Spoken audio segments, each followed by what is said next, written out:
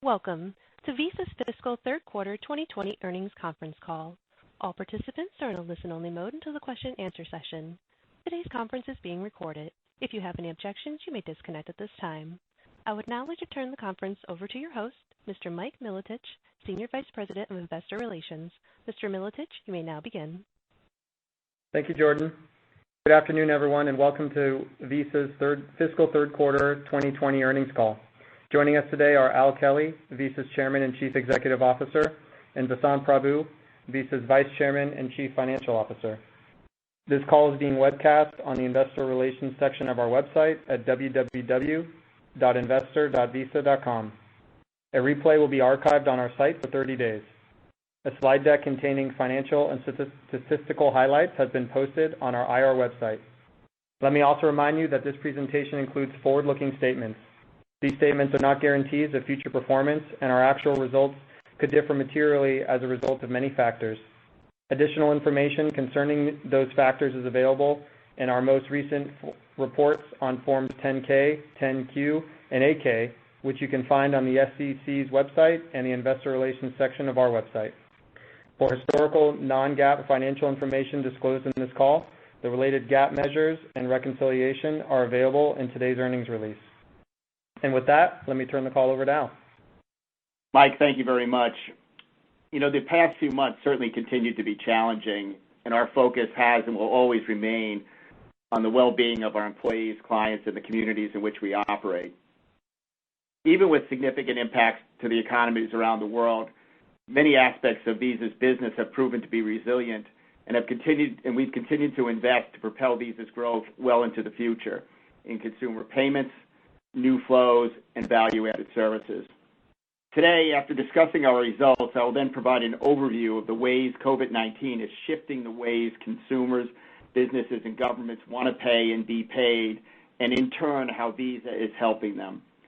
I will close with some notable deal highlights for the quarter that demonstrate how we continue to enable the movement of money globally. So to start, our third quarter results. Net revenues in the fiscal third quarter were $4.8 billion, a decrease of 17% or 16% in constant dollars. All of the business drivers were significantly impacted by the pandemic. Payments volume this quarter declined 10% globally or 9% excluding China. Cross-border volume, excluding intra-Europe, which drives our international transaction revenues, declined 47% on a constant dollar basis, driven primarily by the lack of travel. Including intra-Europe, volume was down 37%. We processed 30.7 billion transactions, or over 337 million per day through the quarter on our network, a 13% decrease over the prior year. However, in each case, the business drivers improved each month throughout the quarter, meaningfully for payments volume and processed transactions, and only marginally for cross-border volume. In new flows, Visa Direct grew global transactions in the mid-60s for year over year, and our value-added services revenue grew in the mid-teens year over year. We also effectively managed our expenses, which declined 5%, but more importantly, this was achieved without affecting investments in our primary growth initiatives. Our non-GAAP EPS declined 23%.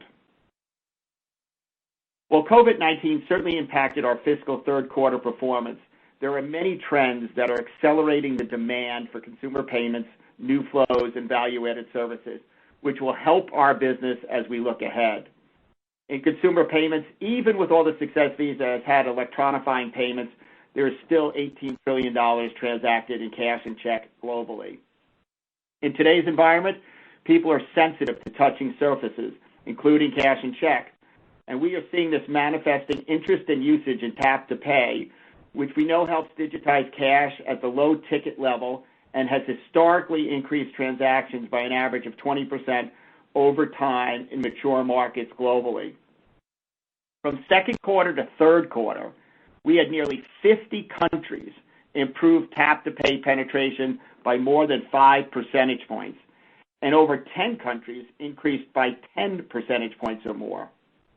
We have helped more than 55 countries to increase the tap-to-pay limits reducing the share of transactions that require consumer contact by more than 40% in several of those countries.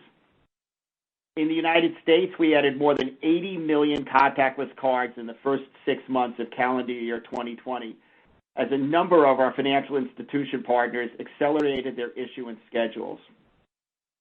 Tap to Pay is likely to accelerate post-COVID, especially as consumers start going back to the office where they tend to conduct smaller transactions for their commute, paying for public transit fares and buying food and drinks. Another positive trend has been the shift to e-commerce. This works in our favor because Visa's share of digital commerce, where cash is not an option, is approximately 3 times greater than the physical point of sale. In the United States, Visa credentials active in e-commerce, excluding travel, were over 12% higher in June than in January.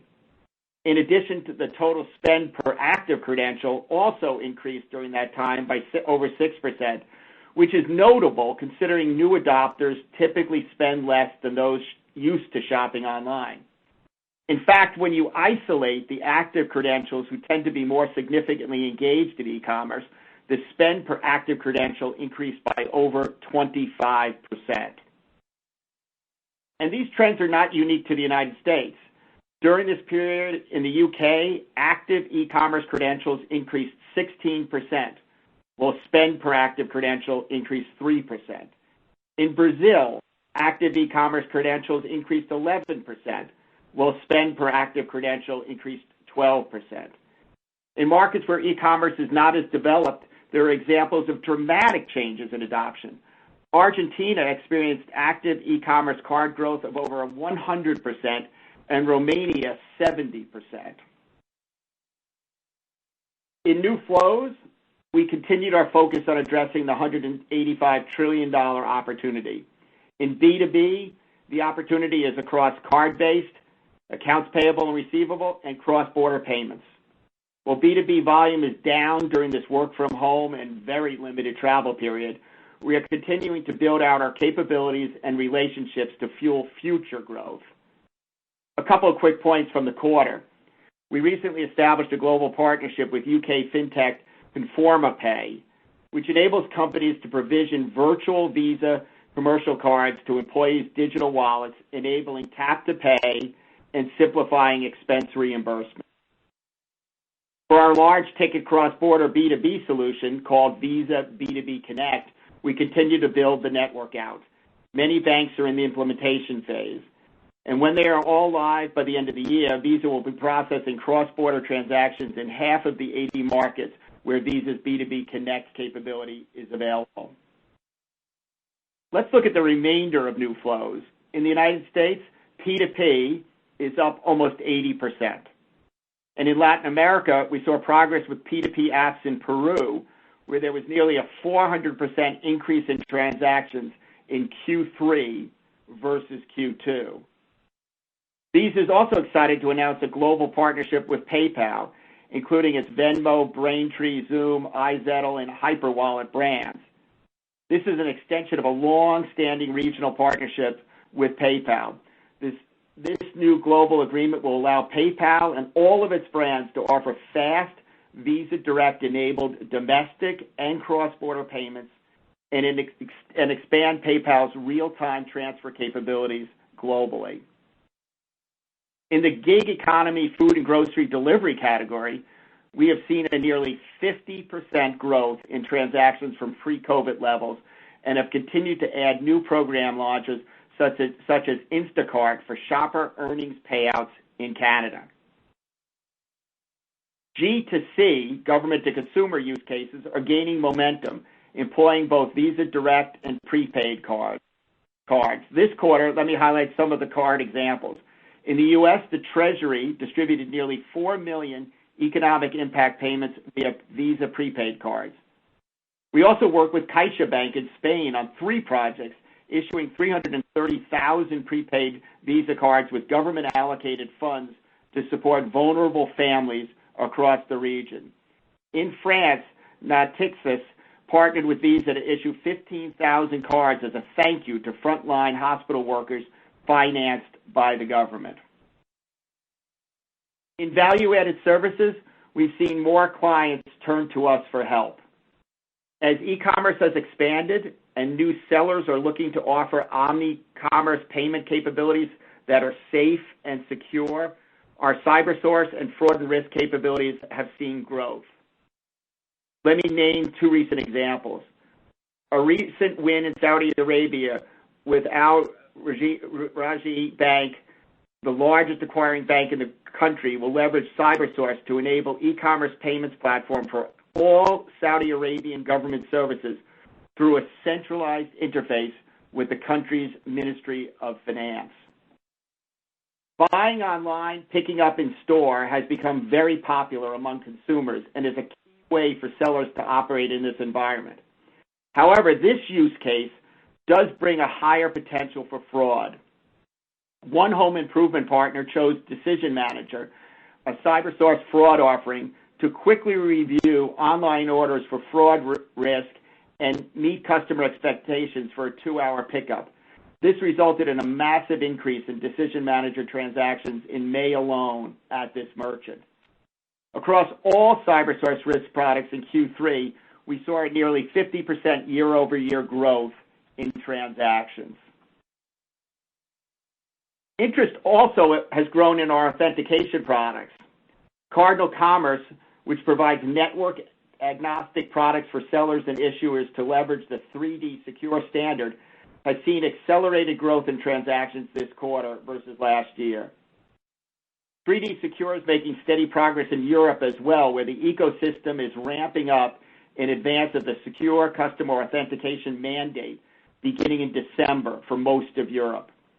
We continue to work with the ecosystem participants as the deadline approaches, given that some are not ready for the deadline.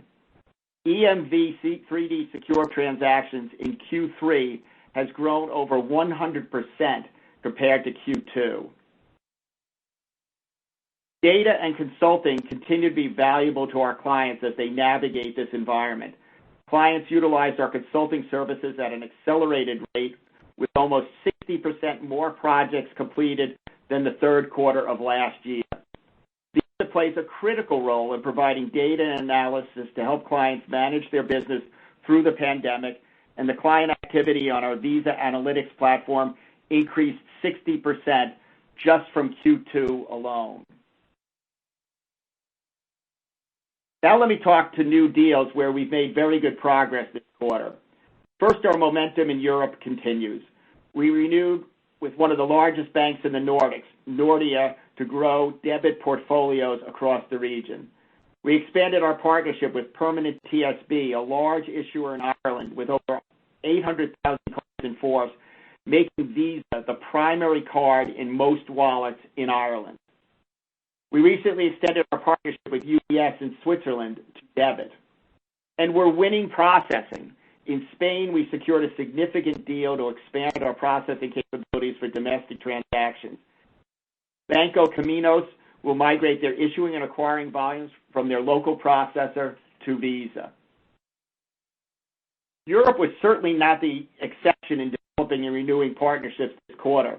In Singapore, we renewed our partnership with the second largest debit issuer, OCBC Bank, to remain the preferred debit card issued to OCBC Bank's personal saving and current account customers. In Korea, we recently secured a renewal with South Korea's biggest issuer, Shinhan Card. We renewed our credit and debit partnership with Banco de Bogota, our largest issuer client in Colombia. We recently won and started issuing with Kaspi Bank, one of the largest retail banks in Kazakhstan. The bank is moving 100% to Visa over the next few years. And our leadership position in co-brand also continued. This quarter, Visa renewed and expanded its strategic partnership with Best Buy, including extended the My Best Buy co-brand relationship. Ford and Visa will collaborate on Ford's new Ford Pass Rewards, the Visa card available to their 4 million Ford Pass Rewards members and other Ford customers. Another recent co-brand win was with Verizon to launch a Visa credit card that provides savings on Verizon's industry-leading products and services, along with benefits for everyday and essential purposes. And we signed a co-brand deal with Tiki, one of the leading e-commerce platforms in Vietnam. A key component to building issuance and acceptance is with fintechs. In this quarter, we secured many wallet and neobank wins globally. Let me name a few. Careem, the biggest ride-hailing app in the Middle East and Africa, will offer driver payouts with Visa Direct as well as credentials to their over 35 million user base. Hong Kong's digital transit card, Octopus, will accept Visa wallet top-ups, allowing commuters to pay for transport and to pay at 35,000 retail outlets. In Saudi Arabia, we signed a strategic partnership with Hala, a rising challenger bank that has the potential to penetrate an unbanked population of up to 7 million people. Neobank Vivid Money announced its official launch in Germany, offering Visa debit cards in an all-in-one mobile application, including innovative savings and cashback solutions. And the U.S.-based Chime, with over 8 million accounts, launched access to a new Visa-secured credit card, which allows consumers to build it while spending on everyday purchases like groceries and monthly subscriptions. I have often said partnerships are fundamental to Visa's business model, and these renewals and new deals will certainly help drive growth into the future. Before I close, I would be remiss if not to comment on the race situation in this country and around the world. For 4 centuries, Black and African American women and men have experienced many forms of social injustice and discrimination. It is offensive, it is frustrating, and it's unacceptable. It must stop. At Visa, we are committed to do our part. Visa recently announced the next steps in our journey to drive inclusion and diversity across our company. We've announced a number of actions, including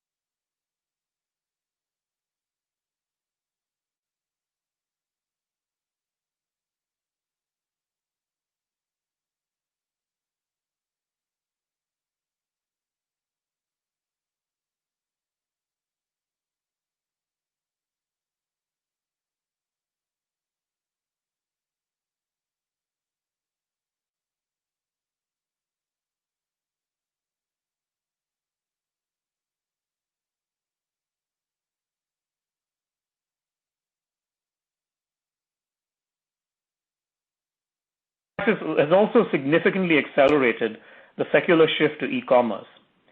Card-not-present spend, excluding travel, has grown over 25% every week since mid-April, which is 2x the pre-COVID growth rate. Card-present spending improved steadily through the quarter as reopenings went into effect, from declining almost 50% in early April to declining in the high single digits by late June. But there has been little improvement since. It is too early to tell what all the underlying causes of this recent stabilization are. Recovery trajectories for card-present volumes are relatively similar across states. In terms of U.S. spend by category, excluding Visa Direct, performance can be summarized in three groups, based on COVID impact and the recovery we've seen to date. Each group represents roughly a third of our U.S. payments volume. The first group includes categories such as food and drug stores, home improvement, and retail goods. These categories have consistently grown at or above their pre-COVID growth rates in the high teens or even higher every week since mid-April. The second group includes categories that experienced spend declines between 10 to 50% in April and had all recovered to growth by the end of June. These segments include automotive, retail services, department and apparel stores, healthcare, education, government, and business supplies. The third group includes categories that are the hardest hit by this pandemic: travel, entertainment, fuel, and restaurants. These categories declined over 50% in April and are still declining year over year, although each improved by between 20 to 45 points during the quarter.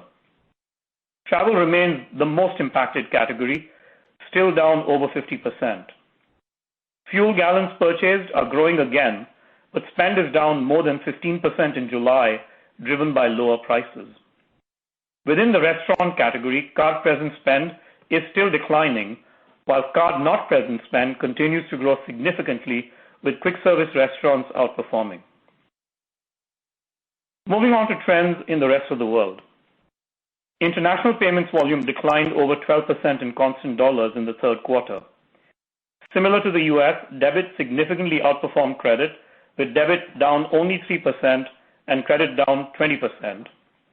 Card-present spend improved through the quarter as countries reopened, while card-not-present, excluding travel spend, remained elevated. Performance across categories was broadly similar to the U.S. Our best performing region continues to be CEMEA, which declined 5% in constant dollars. Within CEMEA, Russia, Eastern Europe, and Central Asia had positive growth in the quarter, fueled by a rapid recovery after April declines as well as client wins. Europe payments volume declined 10% in constant dollars in the third quarter. Central and Southeastern Europe, which include Poland, the Czech Republic, and Hungary, recovered rapidly to post positive growth in the quarter. The UK returned to growth in June, driven by consistently strong card-not-present growth. Italy is almost back to prior year levels in June, following one of the strictest lockdowns within Europe. Canada declined 15% and Latin America declined 13% in constant dollars. Brazil's spend decline early in the quarter was one of the shallowest, but the recovery has also been slow. Brazil is now back near 2019 levels of domestic spending, fueled by strong card-not-present growth. Asia Pacific payments volume declined 16% in constant dollars. Reopening of Asian economies has been gradual, with multiple phases depending on the country. Two of the least impacted countries were Korea and New Zealand, both of which were close to flat in the quarter. Domestic spending in Japan and Australia was back to 2019 levels by late June. India remains one of the most impacted markets globally. Processed transactions declined 13% in the quarter. Although this lags volume growth due to a mix shift, the trajectory of the processed transactions recovery is similar, improving from a 24% decline in April to a 4% decline in June. Growth in July through the 21st is flat. Domestically, the mix of spend has shifted from low ticket to higher ticket categories. Cross-border transactions, on the other hand, are holding up better than volumes due to the mix shift from high-ticket travel-related spending to lower-ticket non-travel e-commerce. Constant dollar cross-border volume, excluding volume within Europe, declined 47% in the third quarter. Volumes declined 51% in April and improved marginally in May to decline 45%, but there has been little improvement since. For the month of June and in July through the 21st, the rate of decline has stayed at 44%. Constant dollar cross-border volume, including volume within Europe, declined 37% in the quarter. It's important to remind you that cross-border volume, excluding volume within Europe, drives our international fees. As you know, the cross-border spend decline is driven by travel. Travel-related spend, which includes both card present and card not present in travel categories, represented roughly 2/3 of our pre-COVID cross-border volume, excluding volume within Europe. Travel-related spend declined 78% in the quarter and was still declining over 70% at the end of June. To have a recovery in cross-border travel, you have to have a reopening of borders. At this point, borders remain largely closed. The World Tourism Organization reported at the end of June that out of 217 countries, 189, or 87%, had completely or partially closed their borders to foreign visitors. Of the remaining 28 countries, 10 had completely or partially suspended flights. Several other countries, like the UK, require quarantines, and the rest had imposed visa restrictions or demand medical certificates. As we speak, cross-border travel, especially by air, is either not possible or very difficult.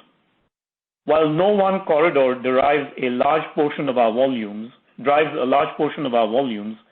some of our most important corridors remain closed.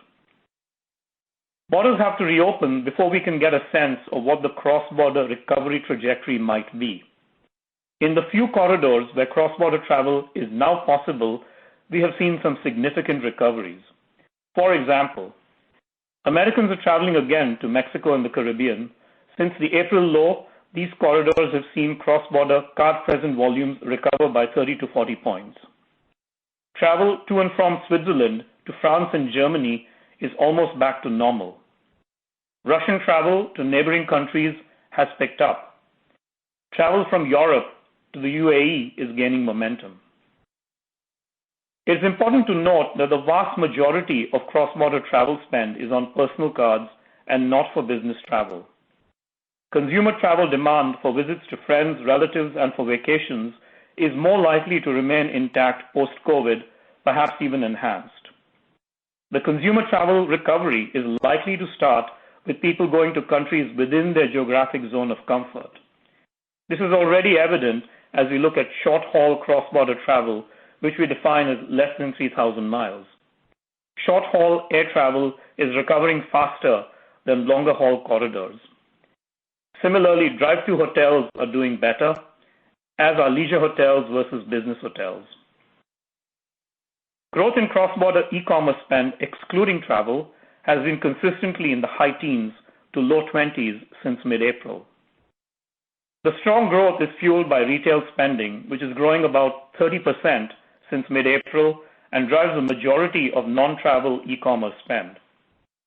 In most countries, we see that once a consumer decides to buy something online rather than go to a local store, there is a higher likelihood the purchase becomes cross-border with little regard for where the item is shipped from. The strength in retail is offset by declines in entertainment, education, and government, some of which are tied to travel and represent a meaningful portion of card-not-present non-travel spend. Much of the color I just provided excludes volume within Europe. Within the EU, borders have largely reopened. Intra-Europe cross-border card-present spend is up 40 points from the trough in April through 3 weeks in July, another indication of the possible trajectory of the cross-border recovery when borders do reopen. A quick review of our third quarter financial results. Net revenues declined 17% in the quarter, or 16% in constant dollars. Third quarter service revenues were flat with prior year and reflect last quarter's volumes. Data processing revenues declined 5%, supported by strong value-added services growth as well as acquisition-related revenue.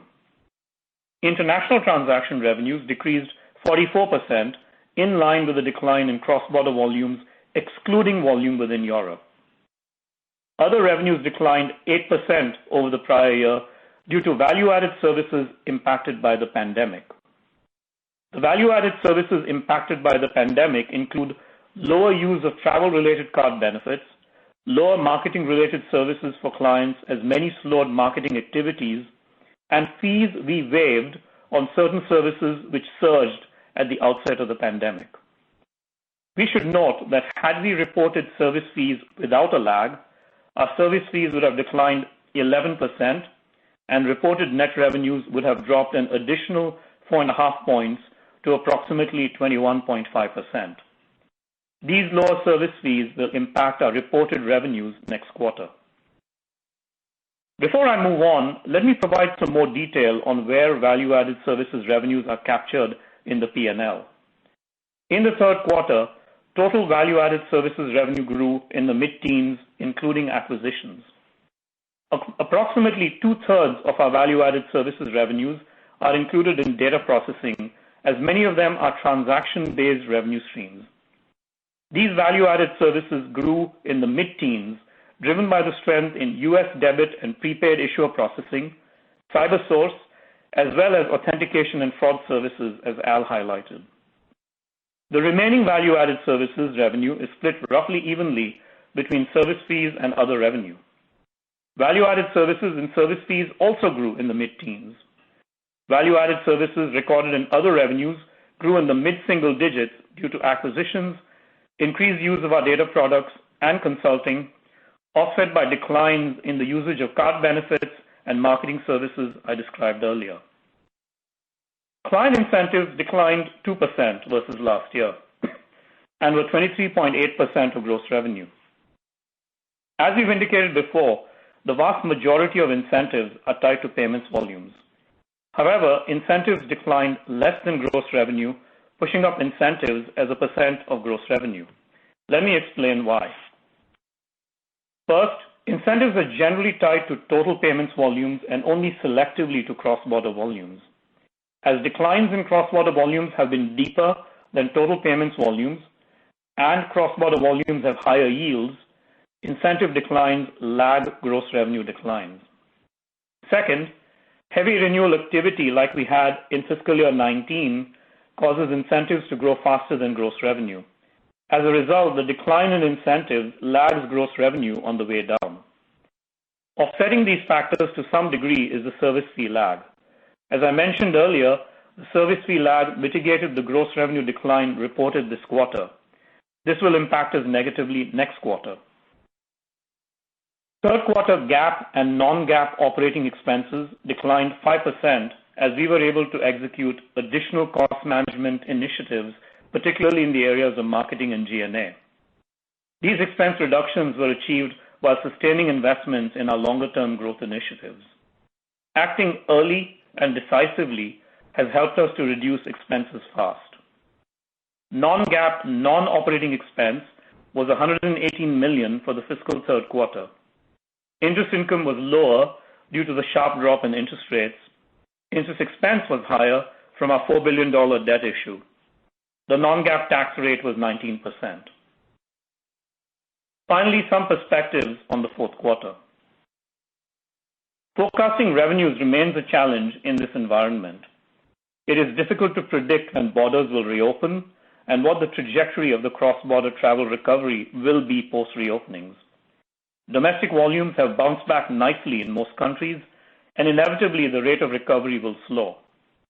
Other uncertainties include the impact of the recent spike in infections and the economic impact of stimulus payments tapering off or ending altogether around the world. A few points to note as you model revenue growth for the next quarter. As I indicated earlier, had we reported service revenues without a lag, third quarter net revenue would have declined an additional 4.5 points. This will cause fourth quarter reported net revenue growth to be lower than the third quarter, absent a change in trend on key business drivers. Continued recovery in domestic payments volumes and transactions will improve the data processing revenue trend, but not reported service revenues. This will be partially offset by higher incentives related to the increasing volumes. As such, the most important variable that would improve the fourth quarter net revenue growth rate is cross-border volume, excluding intra-Europe. One other point to note, driven by these turbulent times. If the cross-border recovery remains sluggish through the fourth quarter, the revenue mix shift away from cross-border will persist. Adding in the impact of the service fee lag, incentives as a percent of gross revenues are likely to increase by 2 to 3 points over the third quarter levels. This percentage should normalize as cross-border volumes improve and the domestic volume recovery stabilizes. Non-GAAP operating expenses in the fourth quarter are expected to decline roughly in line with the reductions we delivered in the third quarter. Non-GAAP non-operating expenses are expected to be around $140 million. Even with a significant COVID-19 impact, we expect to generate a very healthy level of free cash flow this year. We ended the quarter with over $17 billion of cash equivalents, and investment securities on hand. With access to the commercial paper market on favorable terms and our $5 billion revolver, our liquidity position remains strong. In the third quarter, we bought back 5.2 million shares for almost $900 million at an average price of $180.47. Year to date, we've bought back 36 million shares for $6.5 billion at an average price of approximately $180. Our dividend policy remains unchanged. Crises create both risks and opportunities. We have moved fast to mitigate risks by ensuring strong liquidity, reducing expenses while sustaining key growth investments, and closely monitoring network performance, security, daily settlement, fraud, and other key metrics. The crisis accelerated many favorable secular trends: the digitization of cash, the shift to e-commerce, and the penetration of tap-to-pay. Visa Direct momentum has remained very strong, and value-added services have continued to grow in the mid-teens. Our focus remains on helping all our stakeholders, cardholders, clients, governments, regulators, and of course our own associates as they navigate through these unusual times. With that, I'll turn this back to Mike.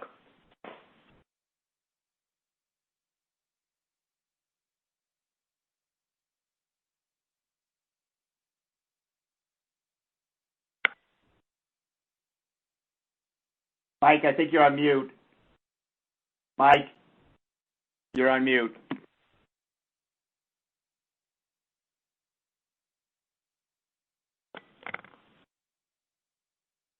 Al, maybe we should turn to questions. Operator, why don't we move to questions? So Vasant, I also understand that we had a technical issue, that some people might not have heard the end of mine and the beginning of yours. Okay. I'm looking for I was hoping Mike would give us a little direction whether we should summarize those points. Maybe Mike is suggesting we keep going. Okay. So maybe what I would suggest is that let me just quickly summarize what I said at the end, and maybe you could talk a little bit about U.S. debit before we open it up to questions. Okay. So what I said is that certainly the future is going to have uncertainty associated with it, but we continue to believe in our strategy and our growth prospects. Certainly there were things that declined in the quarter: net revenue, EPS, overall payments volume, cross-border volume, and processed transactions. But we did see growth in a number of important areas: growth in debit, growth in e-commerce volumes, growth in Visa Direct transactions, growth in tap-to-pay, advances in click-to-pay enablement, and growth in value-added services revenue. We also demonstrated our ability to reduce our expenses while continuing to invest in the future, and we returned capital to shareholders at historic levels and retained our dividend. So net-net, we believe that our business model is resilient, and we have a lot of confidence in the efficacy of our global network of network strategies. I think it would be helpful for you, Vasant, to just comment on U.S. debit, because I think a lot of people might not have heard it from what I understand. Okay, Al. Yes, I talked about why debit was outperforming credit. As you may have heard, debit has bounced back about 30 points and is now growing at about 25% in the first 3 weeks of July, whereas credit recovered by less than that and is still declining 9% through the first 3 weeks of July. I went through 6 reasons for that. I'll do those quickly. Economic impact payments going directly into checking accounts helps debit. In times of economic uncertainty, consumers do shift spending away from money they have borrowed to money they have in the bank. Third reason, the shift to online has caused a lot of everyday spend categories to move to e-commerce, which has favored debit because normally debit is used for everyday purchases. Affluent customers, reason number 4, tend to use credit for discretionary purposes like travel, entertainment, and restaurants, which have been especially hard hit in times like these. The economic impact payments, this is reason number 5, were distributed using Visa prepaid cards in 20 states, including the unemployment benefits, which lifted our debit growth in May and June. And then finally, Visa Direct, which helps our debit numbers, was up over 75% this quarter, as a whole bunch of use cases performed really well. So I think we'll probably stop there, Al, and take questions. I think we might have lost Mike, so Jordan, are you there? Yes, I'm here, Mike. Jordan, if we can go into Q&A, that'd be great. If you would like to ask a question, please press star 1 and clearly record your name. You will be announced prior to asking your question. To ensure all questioners are heard, we ask that you please limit yourself to 1 question. Once again, to ask a question, please press star 1. To withdraw your question, press star 2.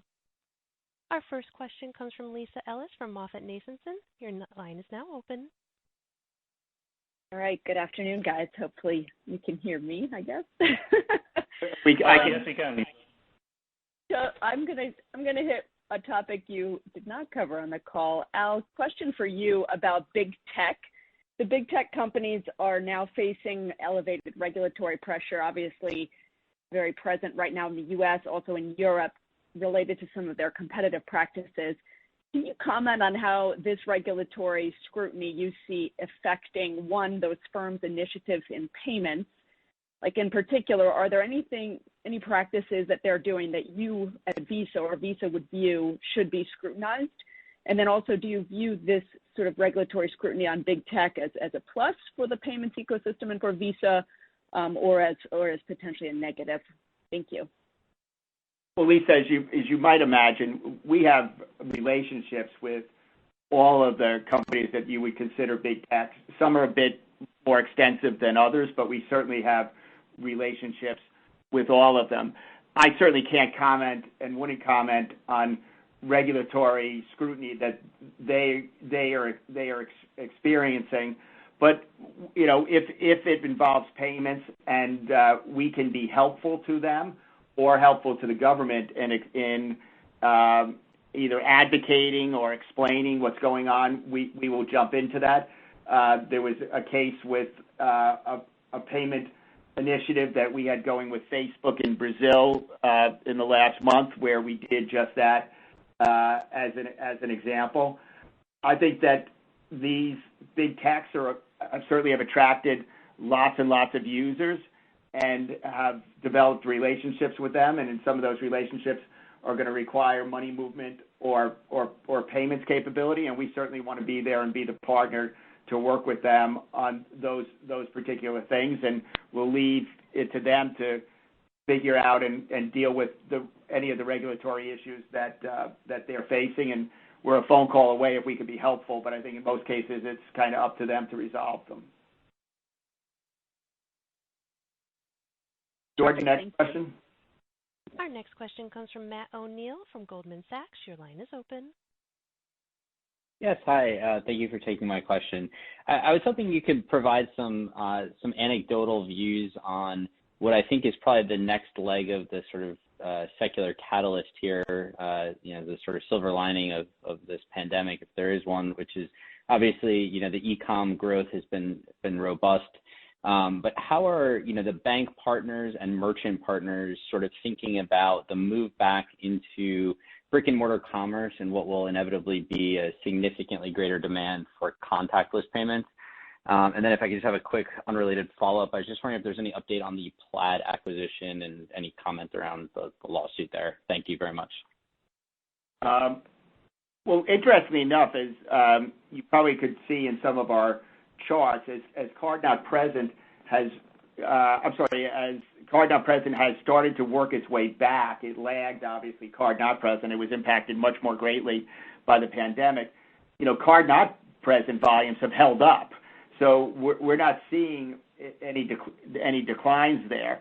And I think that what all issuers and anybody who's rooting for economies around the world to come back, would love to see a situation where both card not present and card present both bounce back, and that bricks and mortar commerce on main streets and communities around the world continue to grow. I think the case for contactless, Matt, has been made. We have seen consumers and governments and merchants voting through their actions, and contactless tap to pay had tremendous momentum kind of going into COVID. And if anything, COVID has accelerated the momentum on tap to pay, even in the United States, which we know has been further behind. But as I cited, we've added 80,000, our issuers have added 80 million credentials that are tap to pay enabled in the first 6 months of the year. Something like 80% of the merchant volume is that is occurring in the face-to-face world is occurring at terminals that are enabled for tap to pay. So I think it's going to just continue to grow everywhere around the world. And I believe that the COVID situation will help accelerate the growth here in the United States at a perhaps faster pace than it might have happened otherwise. As for Plaid, and I might add a couple of things. One, crisis fosters innovation, as you know, and if anything, this has made more and more merchants focus on omni-channel commerce, which CyberSource is very much in the middle of. And increasingly, merchants are getting better and better at serving customers, seamlessly across bricks and mortar as well as e-commerce. It has also made a lot of categories that never used e-commerce become a lot better at e-commerce. And you've seen that in a lot of everyday spend categories. You've seen that with restaurants. And more broadly across retail, people have come now with more innovative ways, like curbside delivery has been perfected in many ways. And that we think is going to be here with us, which is really a way where you order online, but you may pick up physically. So you have one more delivery option. You can get it delivered after a day or two delay, or you can get it right away by going and picking it up. So there's a lot going on. And I think the most important point that Al made was that even as we've seen card present improve from -50 to minus high single digits, card not present has stayed very robust, continuing to grow at those mid-20s levels, for quite a while now. So lots of changes underway.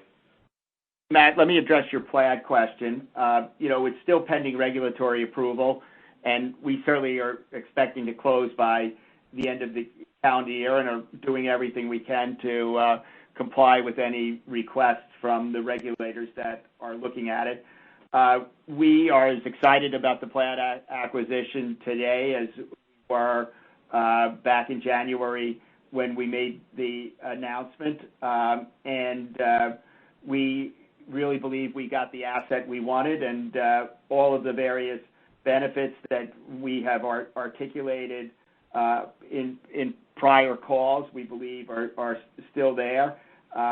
Everything from the depths of their integration with fintechs, the fact that they are most attractive to a lot of fintechs, that their position in terms of how far along they are. We believe they have the best team, and we see it as the best way to integrate into Visa. So we remain very excited about Plaid and hopeful to close by the end of the year. Next question, please, Jordan. Great, thank you. Our next question comes from Darrin Peller from Wolfe Research. Your line is now open.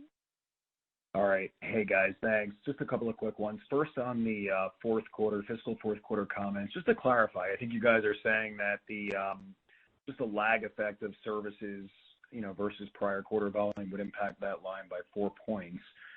But I guess we're just wondering if just given those trends we're seeing on transactions processed, flattening out, shouldn't those trends be enough to offset that when it comes to growth in fiscal Q4?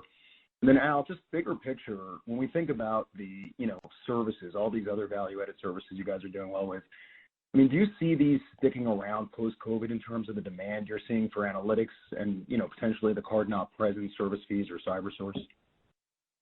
So why don't I let Vasant answer the first piece, and I'll come back and address the second piece. Sure.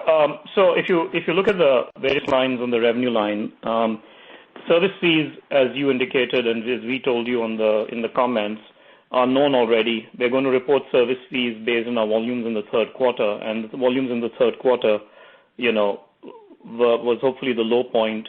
And as we said, had we not done a lag, our service fees would have been down 11%, and total net revenue would have been down, as you said, in that 4.5 range. So that is going to happen. That's a known fact. And even if volumes improve on the domestic front and transactions improve, the service fee number isn't going to change next quarter. So that's locked in. So when volumes do improve, which we expect will be the case on domestic volumes and transactions revenues will definitely go up. Value-added services revenues will definitely go up. But the other thing that goes up is the contra revenue line, incentives. Incentives will go up to reflect the higher volumes because we don't book incentives with a lag. So incentives will go up, but the benefit of that revenue from the higher incentives we won't get on the service fee line. We will definitely get it on the processing line. So there's something of an offset there. Just want you to be aware of that. But the biggest variable is going to be cross-border. If there's a change in trend in cross-border and it improves, then that would be the single biggest reason to expect Q4 trends to be better than Q3, recognizing that you've got pressure going in the other direction from the service fee lag. So there's some complexity created by these things because of the turbulent times we're in.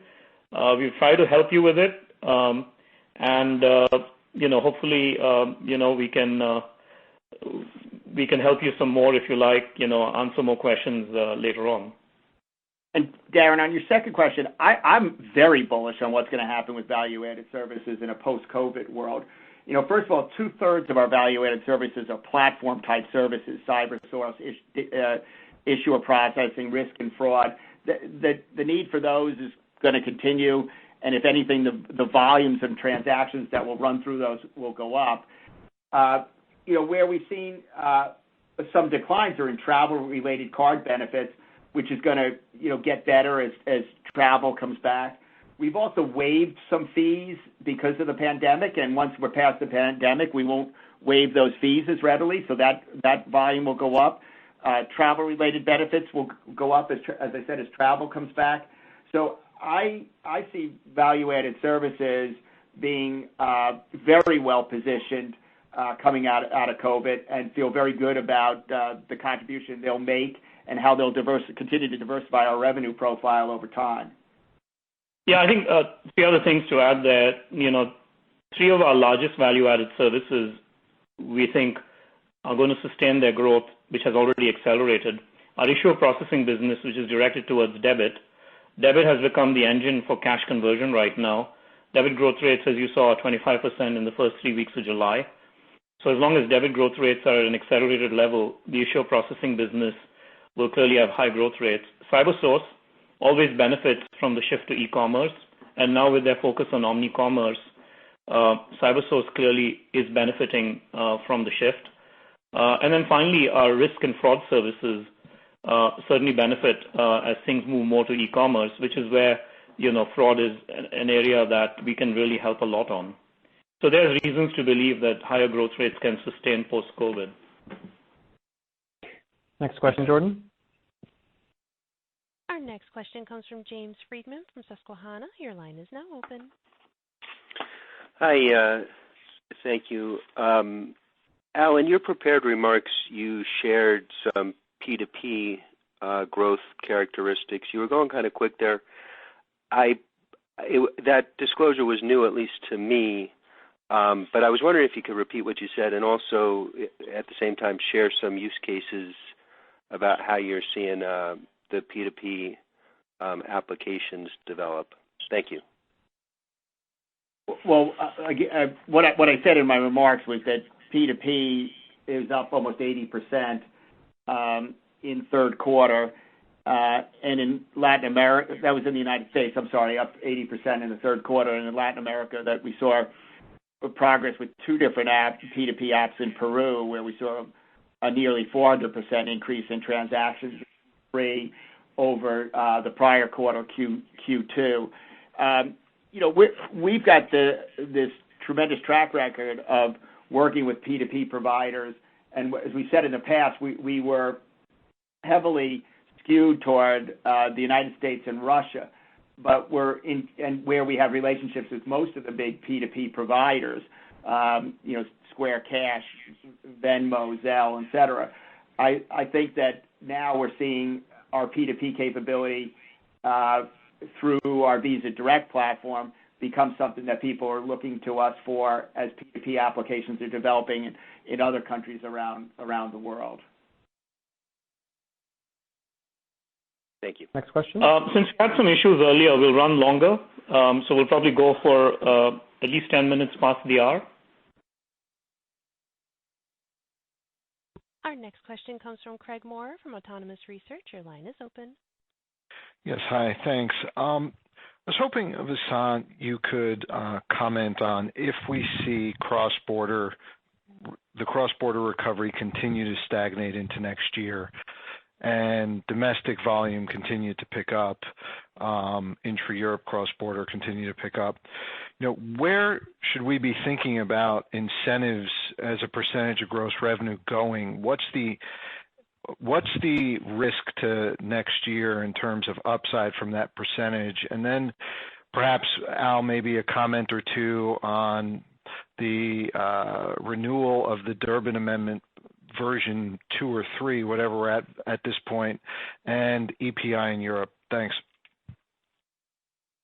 Yeah, in times like these, I think it's not easy to make long-term projections. Clearly, in terms of cross-border and its recovery, it's possible, I suppose, that it remains sluggish. It all depends on borders reopening. Wherever borders have been, open or the restrictions have not been significant, we've seen some pretty quick recoveries.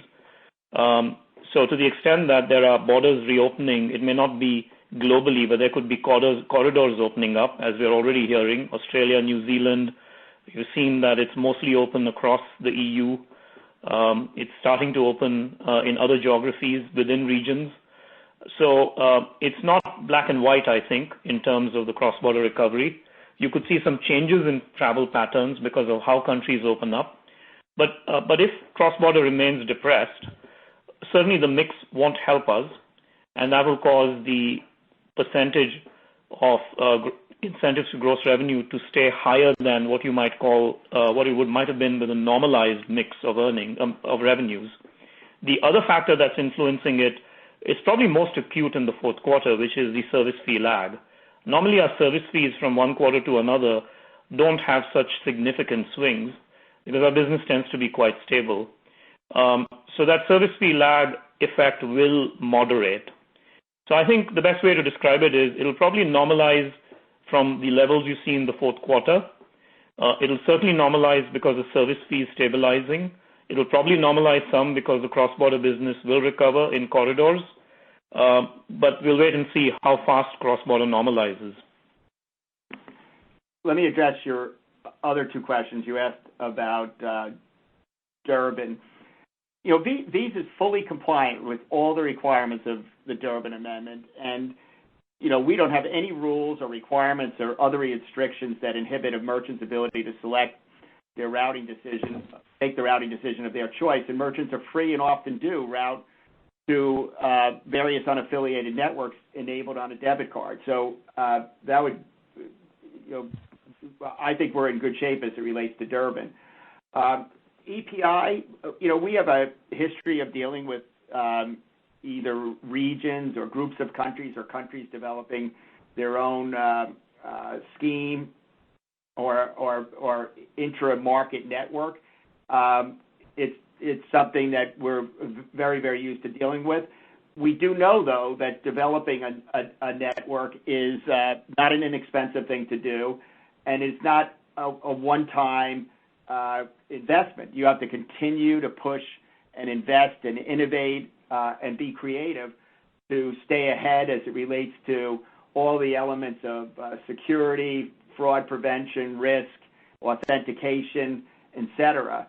And so we will continue to monitor and engage constructively with regulators and banks in Europe on EPI, but on the other hand, we're going to continue to invest heavily behind our various networks to make them as good as they could possibly be, and we will be continuing to focus on making sure that our clients know the benefits that they can obtain by doing business with us and running on our networks.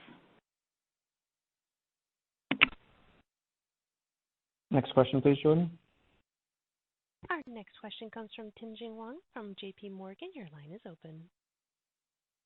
Hey, thanks so much. Hi, Al, Vasant, and Mike. I just want to ask on the spread in U.S. debit and credit. I know you went through it a couple of times, Vasant, but it's wider than what we saw in 08-09. So is there a way to try and quantify how much of the debit outperformance we can attribute to secular versus stimulus benefits? And curious also, I just want to make sure, any impact on yield differences between the two products?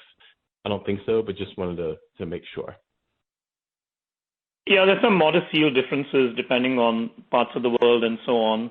I don't think you should view that as a huge factor. In terms of the reasons that might stick as we go ahead, I think we went through 5 reasons. One, the economic impact payments and unemployment benefits being distributed on Visa prepaid cards, clearly that's linked to the crisis and probably is not something that will continue. Affluent customers, putting off some discretionary items like travel, entertainment, and restaurants, which has hit credit in particular, that probably normalizes over time, so that you can attribute to COVID. The propensity for people to spend money, spend the money they have versus money from borrowed money, that is something you do see in times of uncertainty. And then some of the economic incentive impact payments going into checking accounts clearly has helped debit. But there's a few others that are clearly sticking. The fact that Visa Direct is still going very strong, that has been helping debit for a long time and will continue to do that.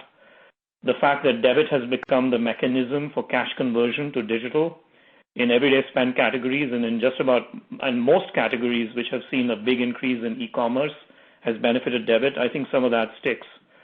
So I think the best way to describe it is that the acceleration of cash conversion has disproportionately helped debit, and that is most likely going to stick. And Tien-Tsin, it's Al. I would only add that I think if I look back, same observation you do about the 2008-2009 timeframe, but e-commerce is just much, much bigger, and it just appears that people who are doing card not present e-com, non-travel are using their debit cards much more than their credit cards. Next question, please. Our next question comes from David Togut from Evercore. Your line is open. Thank you. Good afternoon. Could you parse out some of the drivers of the 36% decline in international transaction revenue yield? I imagine a lot of that's just the big drop in cross-border travel, but if you could help us think through the drivers in terms of how much might be intra-European versus debit, and how should we think about international transaction revenue yield going forward? Yes, I think it's very important to continue to point people to the decline of cross-border volumes, excluding intra-Europe volumes. The decline was 47% in cross-border constant dollar volumes, excluding intra-Europe. So the revenue decline is roughly, as you can see, in line with that. The reason being that, and if you look at total cross-border volumes, that includes intra-Europe. Intra-Europe looks more like a domestic transaction. In fact, in our international revenue line, the contribution from intra-Europe transactions is very small. The international revenue line is driven almost entirely by volume excluding intra-Europe. Now, there's a few other things there that can have an impact. Exchange rate shifts can, changes in currency volatility can. So that explains, and then, some small changes in mix in terms of which corridors are doing better than others because there's some yield differences across corridors. But that explains the 44% decline in revenues versus the 47% decline in volumes ex intra-Europe. But as you can see, watching that volume line ex intra-Europe is the best indicator, and that's what you should focus on. Got it. And just as a quick follow-up, could you just comment on the 10% growth in processing transaction yield year over year and thoughts going forward? Right. There's two factors driving it. One is that cross-border transactions have held up a little better than cross-border volumes, so the mix has helped a bit because cross-border transactions for processing have a higher yield. And the second is we have value-added services and some acquisitions in that line. And as you heard, value-added services are growing in the mid-teens in that line. So those two things have helped data processing yields, go up. Much appreciated. Next question, please. Our next question comes from Dave Koning from Baird. Your line is open. Oh, yeah. Hey, thanks, guys. And I guess following up on that last question, you said that the ex-intra-Europe volume down 47, but 44% revenue decline. Is that gap going to change much? I know FX volatility probably helped a little bit in Q3 to make revenue a little better than the volume decline, but are there any other kind of yield factors in there other than FX volatility to think about? The variables that can make a difference there. First of all, the 44 to 47 is a relatively small delta. There'll always be some differences between the two. They won't match each other precisely. But you're right, currency volatility is one factor. Another factor would be, mix.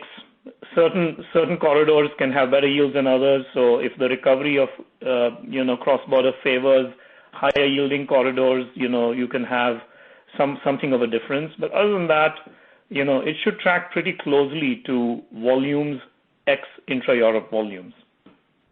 Okay. Well, thank you. And Jordan, we'll take one last question. Our last question comes from Harshita Rawat from Bernstein. Your line is open. Hi, thank you for taking my question. Al, can you expand upon your recent conversations with regulators and governments? Now, on one hand, some merchants are lobbying for lower fees in this crisis, and I understand that's not a new phenomena, but then there are very real benefits of digital payments, especially in this current environment. So can you just talk about how your conversations with regulators and governments are evolving in this crisis? Thanks.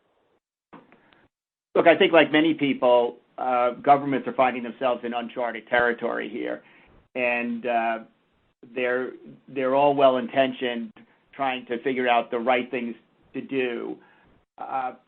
Our biggest piece of advice to governments, as it relates to core payments, is to do no harm at the moment. I mean, right now, I think the less amount of moving parts as we're fighting through this pandemic is the best answer for everybody. This is not a time for any kind of changes.